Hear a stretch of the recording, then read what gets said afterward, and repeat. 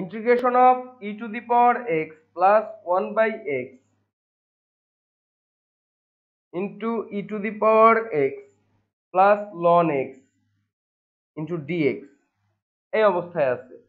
এখন এই জায়গায় একটা ট্রিকি ব্যাপার আছে। এখন আমি কাকে ধরবো, কোনটা আসবে, এই জায়গায় একটু খেয়াল করো। আমি যদি এই জায়গায় দুইটা অংশ আছে, এই যে এই অঙ্কটা যদি ভালো করে অবজার্ভ করো তাহলে তোমরা বুঝে ফেলবা যে কাকে ধরতে হবে। এখন তুমি বলো, এই প্রথম অংশকে যদি আমি ধরি তাহলে আমি e to the power x কে ডিফারেন্সিয়েশন করলে e to the power x পাবো, আর 1/x কে ডিফারেন্সিয়েশন করলে আমরা জানি -1/x স্কয়ার হয়, -1/x স্কয়ার।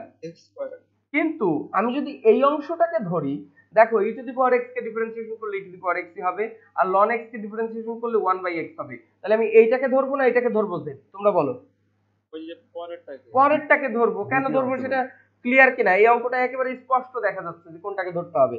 তাহলে এইভাবে তোমরা একটু অঙ্কটা প্র্যাকটিস করলে, একটু যাচাই করলে তুমি আমার থেকে দ্রুত ধরতে পারবা। তোমরা দেখো e to the power x plus ln x কে ধরলে আমি এখন dz/dx করলে পাচ্ছি e to the power x plus 1/x। তার মানে আমি এইটাকে ধরার কারণে এটাকে ডিফারেন্সিয়েশন করে এটা পাওয়া গেছে। তো আমি বলতে পারি dz equal to E to the power x plus 1/x into dx। তাহলে দেখো এই dx সহ বাকি অংশটা ফেরত আসছে।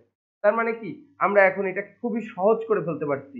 এটা জাস্ট হচ্ছে এই অংশটা হচ্ছে z ইন্টু dz। তাহলে কত সহজ হয়ে গেছে অঙ্কটা।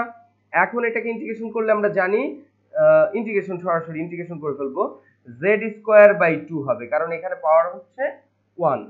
তাহলে প্লাস সি, তাহলে z² মানে কি, z এর মান বসায় দেব, e to the power x plus ln x whole square by 2 plus C. এটাই অ্যান্সার। বুঝতেছো কিনা? জি বুঝছি।